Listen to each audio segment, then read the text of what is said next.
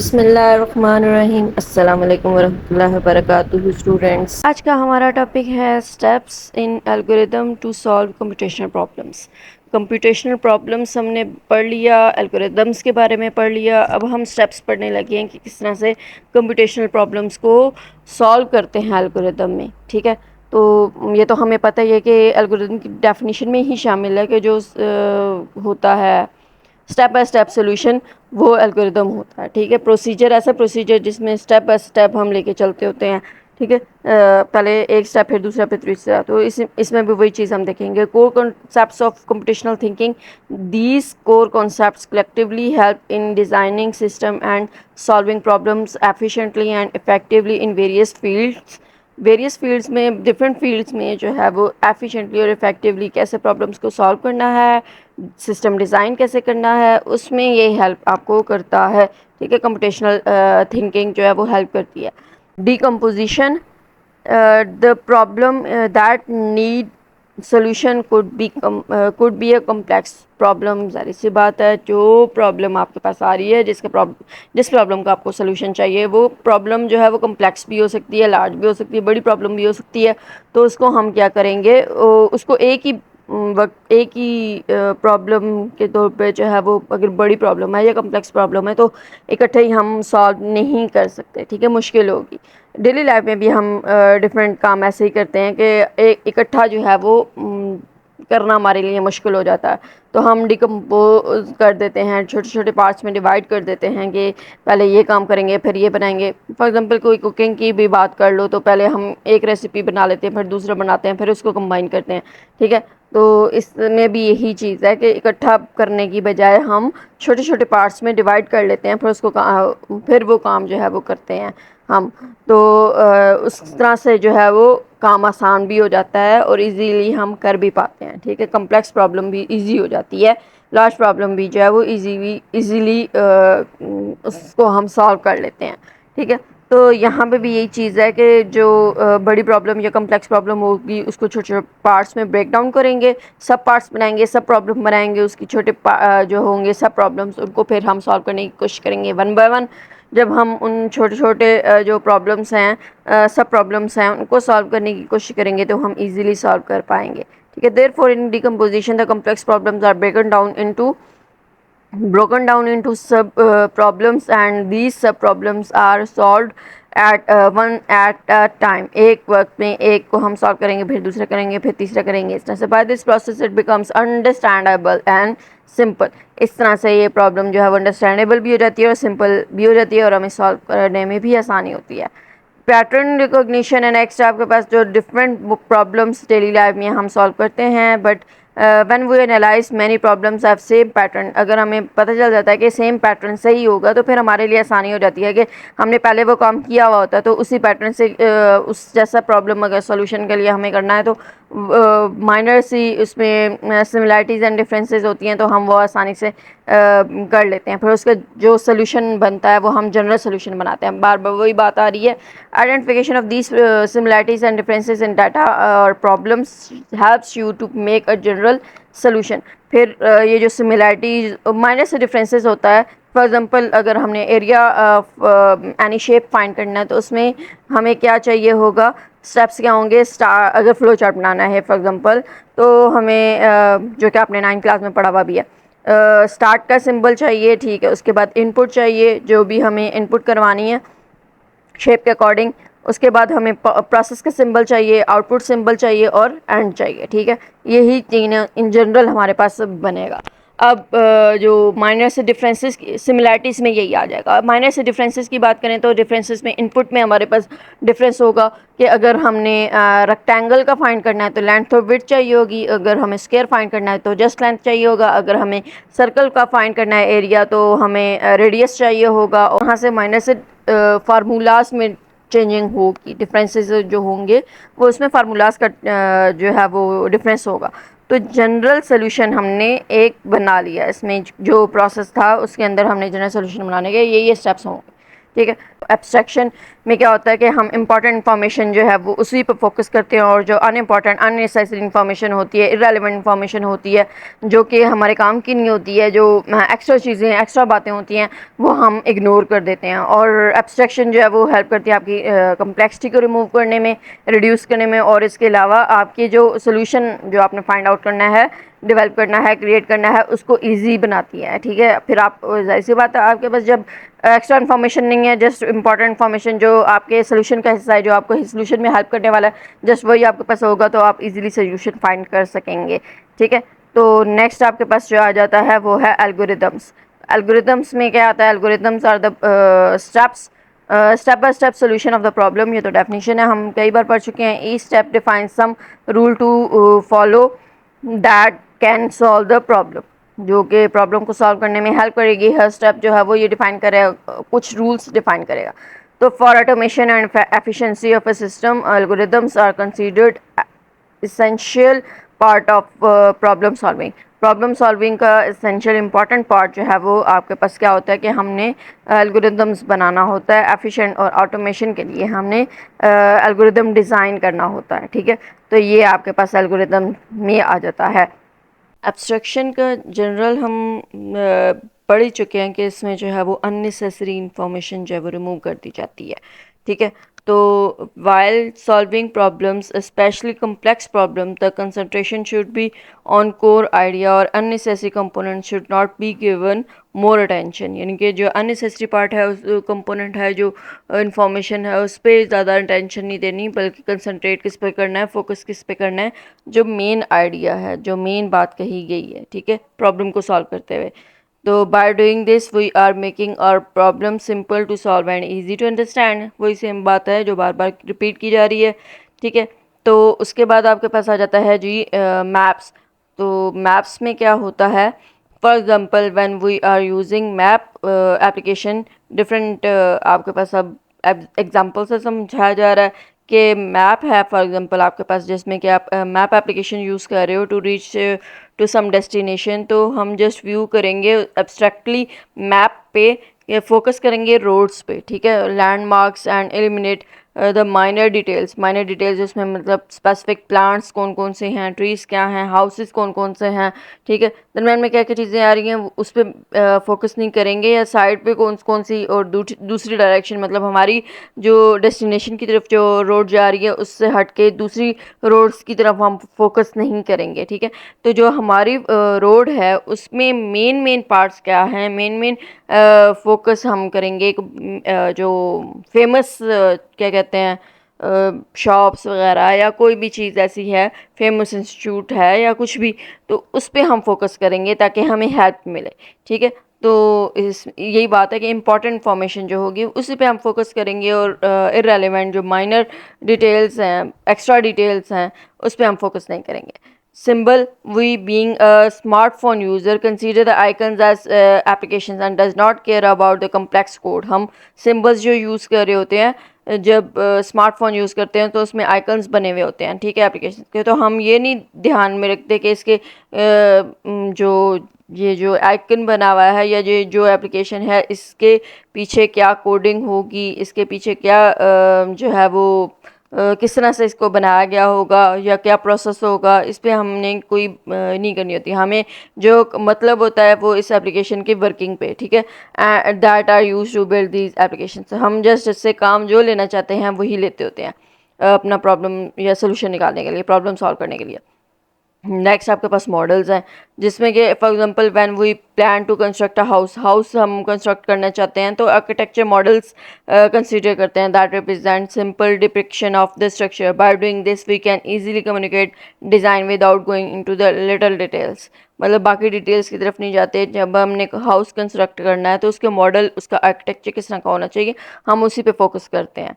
ठीक है। तो let us consider some examples of abstraction in the field of computing. Computing के field में अगर हम बात करें कंप्यूटिंग के हिसाब से, तो उसमें उससे रेलिवेंट जो एग्जांपल्स हैं वो यहाँ पे एक्सप्लेन की जा रही हैं। अब प्रोग्रामिंग वेरिएबल्स है सबसे पहले तो प्रोग्रामिंग वेरिएबल्स में क्या होता है कि प्रोग्रामिंग वेरिएबल्स में जो हमारे प्रोग्रामिंग के चैप्टर में होगा, और 9th क्लास में भी हम देख चुके हैं कि हम डाटा के साथ डील करते हैं। ठीक है।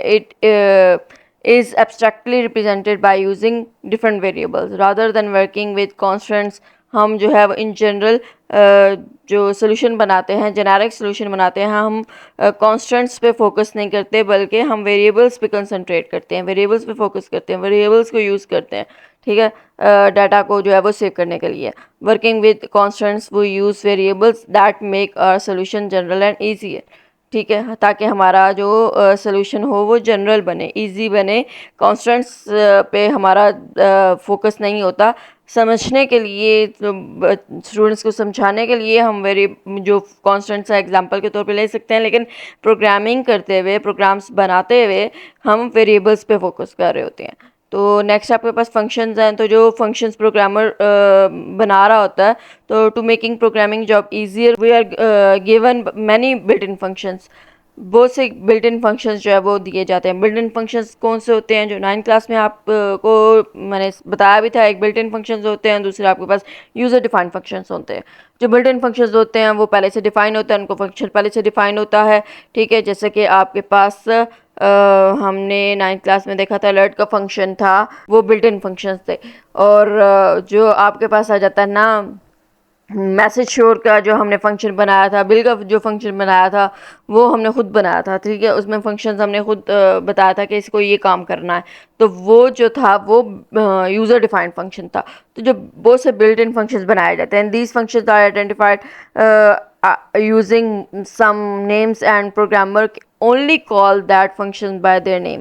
जस्ट उसको क्या है कि उसके नाम से हम कॉल करेंगे और फंक्शन परफॉर्म कर देगा. पीछे उसकी क्या कोडिंग है, किस तरह से बनाया है, क्या काम कर रहा है, क्या लगाया गया है इसमें, कोडिंग वगैरह क्या की गई है, वो डिटेल हमारा काम नहीं है, ना ही हम उससे कंसर्न करते हैं. Rather than going to its detail of activities procedure that this function contains. तो यही बात आ जाती है इसमें भी, ठीक है. तो हम उस पर फोकस नहीं करते बल्कि हम क्या करते हैं, बिल्ट इन फंक्शंस जो होते हैं जस्ट उसको जिस मकसद के लिए हम यूज़ करना है जस्ट वो नेम लिया और हम यूज़ कर लेते हैं.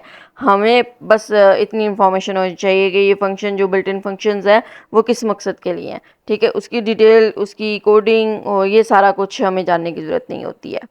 ये भी मैंने आपको एक्सप्लेन कर दिया कि कुछ प्रोग्रामर्स जो हैं वो अपना ओन फंक्शन बनाते हैं जिसको यूज़र डिफाइंड फंक्शन कहते हैं, ठीक है, to be used at some later stages in their programming jobs. तो ऊप नेक्स्ट आपके पास है ऑब्जेक्ट ओरिएंटेड प्रोग्रामिंग.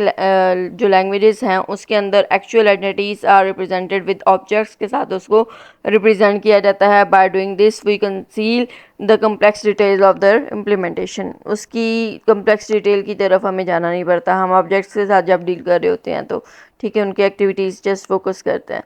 तो एग्जांपल नीचे आपके पास है कि कप ऑफ टी आपने बनाना है, ठीक है. तो कप ऑफ टी के लिए बॉइलिंग वाटर चाहिए, हमें टी बैग चाहिए कप में डालने हैं, ठीक है. उसके बाद हमें जो है वो बॉइल्ड वाटर के अंदर बॉइल्ड वाटर को कप में डालना है और उसके बाद उसमें टी बैग्स डालने हैं, ठीक है. टी बैग्स डालने के बाद हम क्या करते हैं, सिंपल उसमें कुछ टाइम के बाद जो है वो जब हम टी बैग्स को डिप अप करते रहते हैं उसके बाद हम रिमूव करते हैं टी बैग को और शुगर ऐड करते हैं, मिल्क ऐड करते हैं और उस तरह से स्टीर कर देते हैं. समटाइम्स टी इज़ रेडी, ठीक है, यानी कि छान लेते हैं. छानने के बाद हमारे पास जो टी है वो रेडी हो जाती है और हम उसको फिर यूज़ कर सकते हैं जैसा भी हम यूज़ करना चाहते हैं.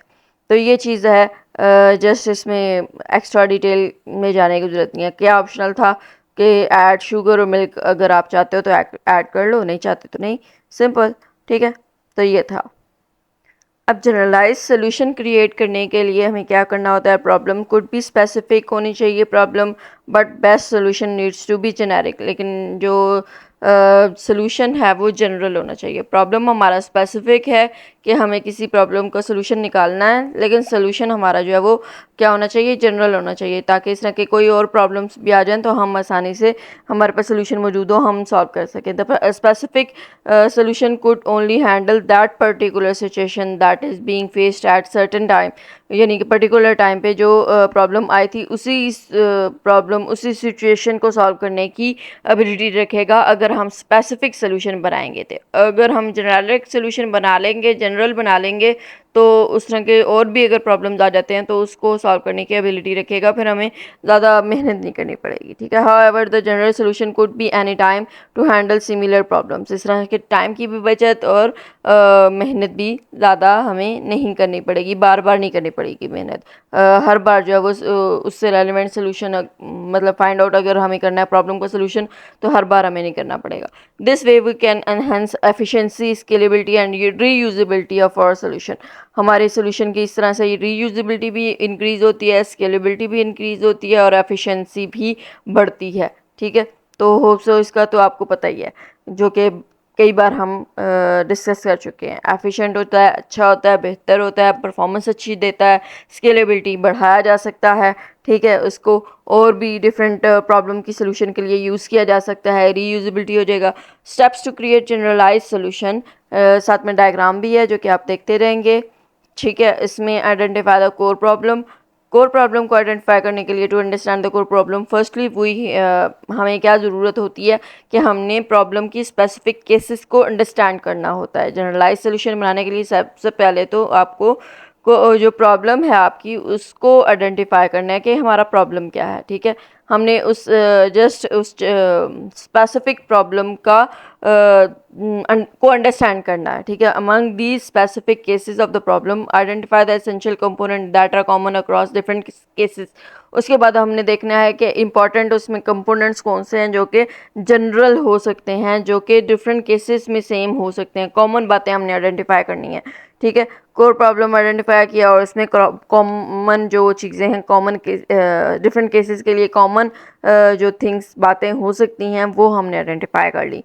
एक्सट्रैक्ट कॉमन पैटर्न्स, उसके बाद जब हम आइडेंटिफाई कर लेंगे तो कॉमन पैटर्न्स को एक्सट्रैक्ट करेंगे। वो कैसे एक्सट्रैक्ट करेंगे, सिंपल सा है कि रिपीटेड पैटर्न्स जो आइडेंटिफाई करेंगे हम in problem, there are some elements that occur periodically, identify such elements. periodically जो अक्कर हो रहे होंगे कुछ एलिमेंट्स ऐसे, कुछ प्रॉब्लम में कुछ चीज़ें ऐसी हो रही होंगी जो बार बार अक्कर हो सकती हैं, ठीक है। जैसे कि एरिया अगर हमें फाइंड करना है तो हमें एरिया ऑफ लेंथ के अलावा भी किसी शेप का एरिया कहा जा सकता है। तो हमारे पास जो पैटर्न है वो रिपीटेडली आइडेंटिफाई यहाँ पे हो जाएगा, ठीक है। तो एलिमेंट्स जो हैं वेदर वो स्पेसिफिक हों टू एग्जांपल्स और could be applied more abroad, तो बजाय इसके जस्ट स्पेसिफाई कर दिया जाए उसी प्रॉब्लम के लिए हम क्या कर देंगे, एक पैटर्न बना लेंगे और उसको ब्रॉडली यूज़ किया जा सकेगा, ठीक है। तो ये इस तरह से, और उसके बाद नेक्स्ट स्टेप आपके पास क्या आ जाता है, डेवलप अ जेनेरिक सोल्यूशन। अब जेनेरिक सोल्यूशन में क्या है कि create such solution that addresses both core and common elements of the problem.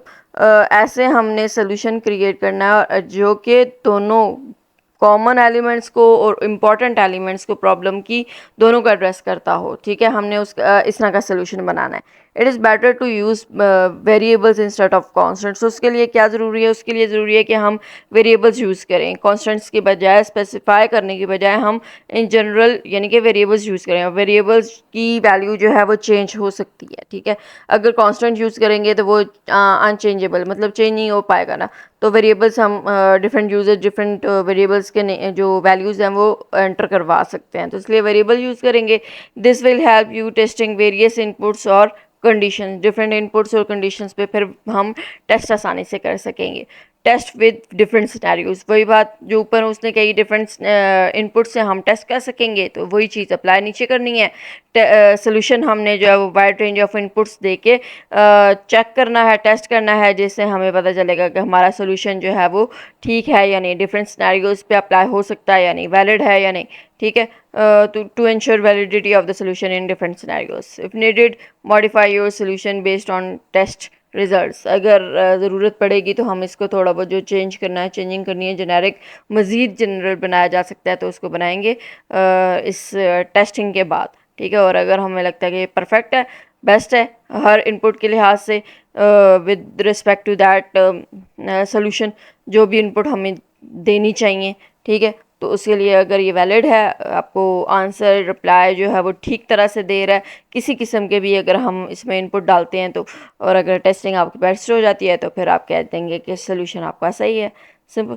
तो उसके बाद एग्जांपल की बात करते हैं। सॉर्टिंग एल्गोरिदम्स के एग्जांपल है जब स्पेसिफिक केस हो या जनरल सोल्यूशन हम बनाएं, तो उन दोनों केसेस में ये क्या करेगा, ठीक है। सॉर्टिंग एल्गोरिदम तो ये आपके पास स्पेसिफिक केस के की बात करें तो इन sorting algorithm the bubble sort is specific solution that works by swapping adjacent elements, and this swapping is performed repeatedly until we get a sorted list of the items। sorted list of the items हमें चाहिए, उसके लिए हम repeatedly ये swapping जो है वो perform करते रहते हैं जब तक कि हमारी list completely swap नहीं हो जाती। bubble sort में ऐसा होता है। तो बबल सॉर्ट जो है वो स्पेसिफिक सोल्यूशन है किसी भी उसको लिस्ट को सॉर्ट करने के लिए, ठीक है। अब जनरलाइज सोल्यूशन क्या है? This sorting concept however could be generalize as we have various algorithms for this purpose. इस पर्पस के लिए बहुत से एल्गोरिदम्स हैं, हम कोई भी अप्लाई कर सकते हैं। क्विक सॉर्ट है, मर्ज सॉर्ट है, हीप सॉर्ट है। अब आपके पास एक और आ गया हीप सॉर्ट, ठीक है। तो जब सॉर्टिंग का आपको क्वेश्चन आएगा ना, तो आपने मतलब एनलिस्ट करना है अगर, तो हमने पहले 5 पढ़े थे, quick sort, merge sort, selection sort, इंजर्शन sort, और आपके पास था बबल सॉर्ट, ठीक है। अब 6th आपके पास है हीप सॉर्ट।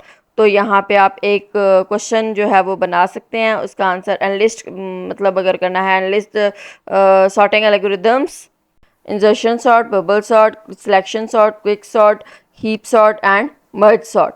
होप सो आपको क्लियर हो गया होगा, ठीक है। तो ये डिफरेंट सॉर्टिंग एल्गोरिदम्स मैंने यहाँ पे लिस्ट आपको कर दी ताकि आपको याद करने में या समझने में आसानी हो, ठीक है। उसके बाद आ जाते हैं हम अपने टॉपिक की तरफ। ईच जो आपके पास of above algorithms and use different strategies to sort the list of the items, however end result of each algorithm is same। end result आपके पास सबका सेम ही आएगा ऑब्वियसली, ठीक है। तो यहाँ पे क्या है कि each of the above algorithms use different strategies to sort the list of algorithms। हर की डिफरेंट डेफिनेशन है, ठीक है। तो हम क्या करते हैं, सॉर्टिंग कॉन्सेप्ट जो है जनरल हम यूज़ करते होते हैं, जनरल सोल्यूशन हम निकालते हैं कि सॉर्टिंग एल्गोरिथम सॉर्टिंग हमने करनी है, ठीक है। स्पेसिफिक क्या है, किसी एक को भी हम जो है वो चूज़ कर लेते हैं, वो स्पेसिफाई हो जाता है। तो example calculating area of shapes, area calculate करना है शेप्स का, जो कि मैं अक्सर एग्जांपल देती आई हूँ अभी। तो इसमें क्या है कि स्पेसिफिक हो जाएगा अगर किसी स्पेसिफिक शेप का एरिया हम फाइंड करते हैं। For calculating the rectangle area, rectangle का एरिया फाइंड करना है फॉर एग्जांपल हमने, ठीक है। तो हम कर लेते हैं उसका formula use, length into width. लेकिन हम जो सोल्यूशन है वो जनरल बनाते होते हैं। तो केस हमारा स्पेसिफिक था कि एरिया ऑफ रेक्टेंगल हमने फाइंड करना है, हम उसका जनरल सोल्यूशन क्या बना लेंगे, various shapes whose area need to be calculated. therefore generalized solution should be created to calculate the area of different shapes, rectangle, circle or triangle का, because each shape has its own formula। therefore a function can be created that can handle different shapes along with their parameters. उसके parameters के accordingly हम उसके functions बना लेंगे कि area के लिए ये पैरामीटर्स होने चाहिए। जाहिर सी बात है सबके लिए डिफरेंट पैरामीटर्स होंगे, ठीक है। एरिया अगर हमें फाइंड करना है रेक्टेंगल का तो उसके लिए 2 पैरामीटर्स चाहिए, अगर हमें फाइंड करना है स्क्वायर का तो हमें एक जो है वो पैरामीटर चाहिए, जस्ट लेंथ चाहिए, ठीक है। तो इस तरह से तो ये जनरल हो जाएगा, जनरलाइज सोल्यूशन। ऊपर हमारे पास था सॉर्टिंग एल्गोरिदम का कि हमें जो है वो प्रॉब्लम सॉल्व करना है बबल सॉर्टिंग यूज़ करके उसके लिए, और हमने नीचे जनरलाइज सोल्यूशन बना लिया कि कोई भी जो है वो सॉर्टिंग एल्गोरिदम जो है वो यूज़ की जा सकती है, हर एक की डिफरेंट स्ट्रैटेजीज होती हैं। तो ये आपके पास आ गया जनरलाइज सोल्यूशन के बारे में, ठीक है। जो टॉपिक्स हैं इनमें जो क्वेश्चंस बन सकते हैं वो आपके पास यही core concept of computational thinking है, ठीक है। इसके अलावा let us consider some examples of abstraction in the field of computing.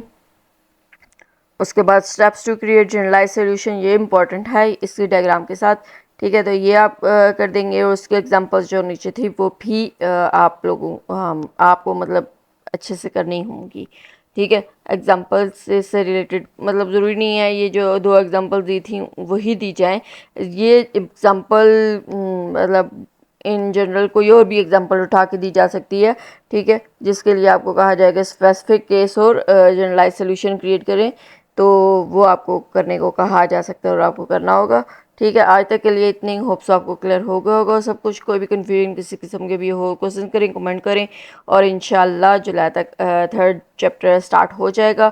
और stay tune and share with your fellows and take care. अल्लाह हाफिज़।